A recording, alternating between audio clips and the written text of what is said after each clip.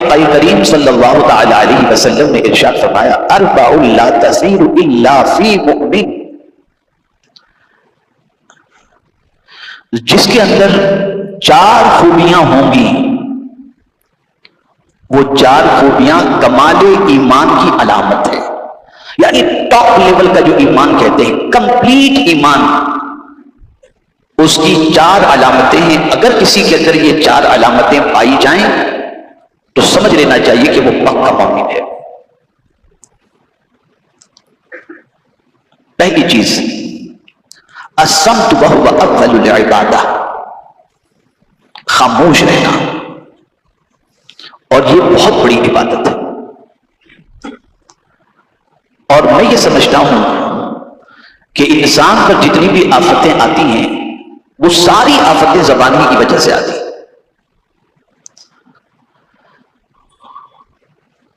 اللہ والوں کا یہ شیوا تھا کہ جو کچھ وہ کہنا چاہتے پہلے اسے غور کر لیتے، اور جب وہ بات حق ہوتی تبھی وہ اپنی زبان سے نکالتے، ورنہ چپ رہتے۔ وجہ کیا تھی؟ آپ کی اور ہماری پوزیشن یہ ہے کہ زبان کھلتی ہے تو بند ہونے کا نام نہیں لیتی، اور پھر اچھی بری صحیح غلط جو آیا بس بولتے رہتے ہیں۔ تو میں نے غور کیا کہ یہ اللہ والے جو بولتے ہیں کم بولتے ہیں، سوچ سمجھ کے بولتے ہیں، اور جو بولتے ہیں وہ حق بولتے ہیں۔ تو آخر یہ چیز ان کے اندر آئی کیسے؟ وہ بھی مسلمان، وہ بھی انسان، ہم بھی انسان، لیکن ہماری پوزیشن بالکل مختلف اور ان کی پوزیشن بالکل مختلف۔ تو پھر ایک آیت کریمہ نظر سے گزری، ام یحسبون انا لا نسمع سرهم ونجواهم بلا رسلنا لدیہم یکتبون، کیا وہ اس گھمنڈ میں ہیں کہ ہم ان کی بات اور ان کی مشورت کو نہیں سنتے؟ یہ اللہ فرما رہا ہے۔ یعنی آدمی بے دھڑک جو کچھ بولتا ہے تو اللہ فرماتا ہے کیا وہ یہ گھمنڈ کے اندر، ہم تعصب، کیا تم اس گھمنڈ کے اندر ہو کہ ہم تمہاری باتوں کو نہیں سنتے؟ تو اللہ والوں کے دماغ کے اندر اللہ کا یہ کلام تھا کہ ہم جو کچھ کہہ رہے ہیں اللہ سن رہا ہے۔ بلکہ آگے جو فرمایا صرف لوگوں کے ساتھ وہ نجواؤں، جو فون پر بھی بات کرتے ہیں، چھپ کر کے بھی بات کرتے ہیں، خدا کی قسم قربان جائیے میرے رب کی کتاب پر کہ نجوا کا لفظ آیا، یعنی سرگوشی، اگر کسی کے کان میں کوئی بات کہی جائے یا کوئی مشورہ کیا جائے، اللہ فرماتا ہے وہ بھی میں سنتا ہوں، وہ بھی مجھ سے پوچھنا نہیں۔ یعنی چھپ کر کے بھی تم کوئی ایسی بات نہ کرو اور ظاہر میں بھی کوئی ایسی بات نہ کرو۔ اور پھر یہی نہیں، اللہ فرماتا ہے کہ میں سنتا ہوں، بلکہ فرمایا بلا یقیناً، کیوں نہیں، میرے جو فرشتے ہیں وہ رسولنا، فرشتوں کو بھی جو لکھنے والے فرشتے ہیں، اور جو فرشتوں کو بھی رسول کہا جاتا ہے، ایک رسول بشر ہے، ایک رسول ملائکہ ہے، لیکن فرشتوں میں کوئی نبی نہیں ہو سکتا۔ تو قرآن کہتا ہے بلا رسولنا لدیہم یکتبون، کیوں نہیں، ہمارے فرشتے اس کو لکھ رہے ہیں، یعنی ہم جو کچھ کہہ رہے ہیں وہ ریکارڈ ہو رہا ہے۔ مولا یہ ریکارڈ کرنے کی وجہ کیا ہے؟ کیا سبب ہے اس کا؟ بلکہ ایک مقام پر قرآن نے کہا ما یلفظ من قول الا لدیہ رقیب عتید، جو لفظ بھی تمہاری زبان سے نکلتا ہے فرشتے اسے لکھتے ہیں، نوٹ کرتے ہیں۔ یہ نوٹ کرنے کی وجہ کیا ہے؟ نوٹ کرنے کی وجہ یہ ہے کہ قیامت میں جب دفتر پیش کیا جائے گا تو اس میں یہ ساری چیزیں موجود ہوں گی، اور اللہ فرمائے گا اقرأ کتابک، اپنا اعمال نامہ پڑھ۔ تو اللہ والے کہتے ہیں کہ بھلا دنیا میں ہم ایسی کوئی بات کیے ہوں گے جو اللہ کی ناپسند ہو، جیسے مثال کے طور پر گانے، غزلیں، گالی گلوچ، غیبت، یہ ساری چیزیں، تو وہ تو اس کے اندر ہوں گی، اللہ کے سامنے پڑھنے کی طاقت رکھے گا کون؟ اس لیے اس میں تو نوٹ ہے، محفوظ ہے۔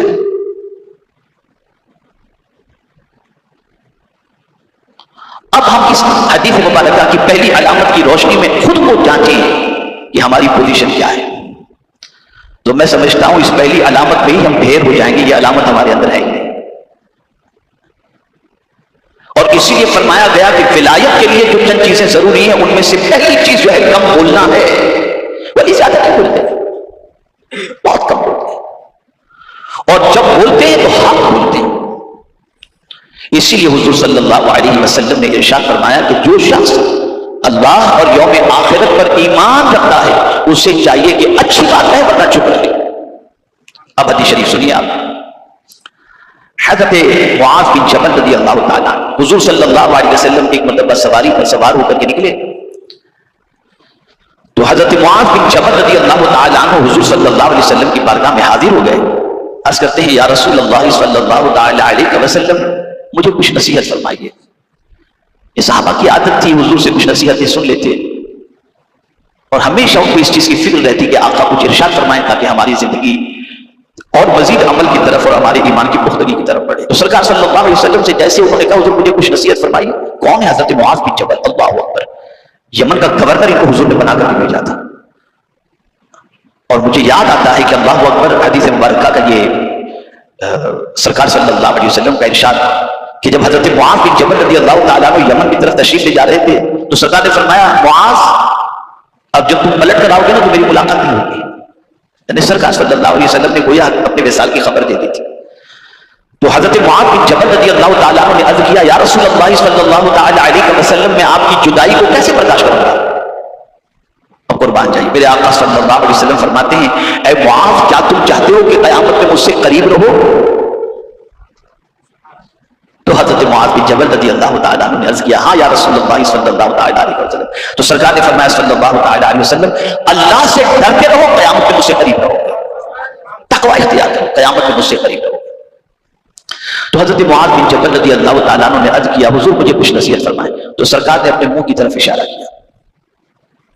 سمجھ گئے حضرت معاذ بن جبل. فوراً حضرت معاذ بن جبل رضی اللہ تعالیٰ عنہ نے حضور صلی اللہ علیہ وسلم سے عرض کیا یا رسول اللہ صلی اللہ تعالیٰ علیہ وسلم کیا زبان سے جو لفظ نکلتا ہے اس پر بھی اللہ ہماری پکڑ فرمائے گا؟ اب اتنا کہنا تھا کہ سرکار صلی اللہ علیہ وسلم نے حضرت معاذ بن جبل رضی اللہ تعالیٰ عنہ کی ران پر ہاتھ مارا اور فرمایا تیری ماں تجھے روئے. قیامت کے دن موندے منہ جہنم میں زیادہ تر جانے والے لوگ وہ ہوں گے جو زبان ہی کی وجہ سے آئے گے. اسی زبان کی وجہ سے. اسی لیے میرے پیارے آقا صلی اللہ تعالی علیہ وسلم کے پیارے دیوانوں سرکار صلی اللہ علیہ وسلم نے فرمایا من صمت فقد نجا جو چپ رہا اس نے نجات پائی. حضرت آدم علیہ الصلوۃ والتسلیم. اب دیکھیے ایک تو آپ نے عذاب سماعت فرما دیا کہ جہنم میں جانے کی وجہ اونھے منہ جہنم میں جانے کی وجہ یہ زبان. لیکن اسی زبان کی اگر کوئی حفاظت کر لے تو اب سنیے حضرت آدم علیہ السلام جب زمین پر تشریف لائے ان کی پشت میں جتنی ذریت تھی اس کے ساتھ تشریف لائے اور پھر جتنوں کو اللہ نے اس دنیا میں ان کی موجودگی میں پیدا کرنا تھا اتنوں کو پیدا کیا. تو روایت میں آتا ہے کہ ایک مرتبہ پوتے نواسے بیٹے بیٹیاں یہ سب ملا کر 40,000 کے قریب قریب حضرت آدم علیہ السلام کا یہ کنبہ موجود تھا. تو بچوں نے حضرت آدم علیہ السلام سے عرض کیا حضور ہمیں کچھ نصیحت فرمائیے کچھ تقریر ہمیں فرمائیے. تو حضرت آدم علیہ السلام نے ارشاد فرمایا کہ میرے کریم نے مجھ سے فرمایا یعنی اللہ عز و جل نے کہ اے آدم اگر قیامت میں مجھ سے قربت چاہتے ہو کہ مجھ سے قریب رہو تو زبان سے اچھی بات کے علاوہ کچھ نہ کہنا اور جو چپ رہا اسے قرب قیامت اسے قیامت کے دن میرا قرب نصیب ہو جائے گا. تو جہاں زبان جہنم میں لے جاتی ہے وہی زبان کی حفاظت اللہ کے قرب کی دولت سے بھی مالا مال کر دیتی ہے. یہ بڑا تفصیلی ٹاپک ہے لیکن میں کمال ایمان کی 4 علامتیں بتا دوں جس میں سے پہلی علامت میں نے بتا دی زبان جس کی حفاظت یہ بہت اعلیٰ درجے کی عبادت ہے. بس مجھے حدیث یاد آ رہی ہے آقا کریم صلی اللہ علیہ وسلم نے ارشاد فرمایا جو شخص اپنی زبان اور شرمگاہ کی حفاظت کا ذمہ لے میں اس کی شفاعت کا ذمہ لیتا ہوں. میں اس کی شفاعت کا ذمہ لیتا ہوں. اب دوسری علامت آقا کریم صلی اللہ علیہ وسلم نے یہ بیان فرمایا والتواضع عاجزی اختیار کرنا انکساری اختیار کرنا. مطلب یہ کہ کبھی خود کو بڑا سمجھنا ہی نہیں خدا ہی کو بڑا سمجھنا. چاہے کتنا اونچا منصب مل جائے چاہے دولت کا انبار لگ جائے چاہے شہرت کی 1000 بلندی تک وہ پہنچ جائے لیکن وہ عاجزی اور انکساری اختیار کرے. خود حضور صلی اللہ علیہ وسلم اتنی بلندی کے مقام پر تھے کہ اس بلندی تک نہ کوئی پہنچ سکا ہے نہ قیامت تک پہنچ سکے گا. لیکن حضور صلی اللہ علیہ وسلم کھانا کھانے کے لیے جب بیٹھتے تھے نا تو 2 جانور ایسے بیٹھا کرتے تھے. کسی نے کہا کہ آپ تو غلام کی طرف بیٹھ کر کے کھاتے تو سرکار نے فرمایا میں اپنے رب کا غلام ہی تو ہوں. بلکہ ایک مرتبہ ایک صحابی تکیہ لے کر آئے کھانے کے بعد، حضور ذرا تکیہ لگانے کی تھوڑی سی راحت ہوگی. فرمایا اس طرح سے کھانا یہ متکبر کی علامت ہے، گھمنڈیوں کی علامت ہے. میں اللہ کا بندہ ہوں، میں عاجزی سے ہی کھاؤں. اب بلندی کا جہاں تک مسئلہ، جس مکے سے آقا کریم صلی اللہ تعالی علیہ وسلم کو ہجرت کرنی پڑی، جب اسی مکے میں سرکار صلی اللہ علیہ وسلم فاتح مکہ بن کر کے آئے، فاتح مکہ، تو قربان جائیے آپ الیکشن کے زمانے میں دیکھتے ہیں کہ ایک پارٹی دوسری پارٹی کی مخالفت کرتی ہے اور پھر جیت کرتے آتی ہے تو دوسری پارٹی کے لوگوں کو جیل میں ڈال دیتی ہے، اور ساری دنیا بھر کے خرافات آپ دیکھتے ہیں، کوئی چیز چھپی بھی ہے نہیں. لیکن جن لوگوں نے مکے سے حضور صلی اللہ علیہ وسلم کو ہجرت کرنے پر مجبور تو نہیں کہہ سکتے، سرکار صلی اللہ علیہ وسلم کو جن کی وجہ سے مکہ چھوڑنا پڑا اور ہجرت کرنی پڑی، جن لوگوں نے سرکار صلی اللہ علیہ وسلم کے لیے مکے میں جینا تنگ کر دیا تھا، وہی مختار کائنات صلی اللہ علیہ وسلم جب مکے میں فاتح بن کر کے آتے ہیں اپنے صحابہ کی فوج کے ساتھ، تو جانتے سچویشن کیا تھی؟ اللہ اکبر، سواری پر حضور کی گردن ایسے جھکی ہوئی تھی. اس انداز سے حضور مکے میں انٹر ہوئے تو مکے والوں نے کہا کہ آج تو ہمارا ٹکا بوٹی ہو جائے گا، ہم بچیں گے نہیں کوئی. تو سرکار صلی اللہ علیہ وسلم نے فرمایا اذهبوا انتم الطلقاء، جاؤ تم سب آزاد ہو، تم کو کسی پر کچھ نہیں کیا جائے. یہ حضور کی شان.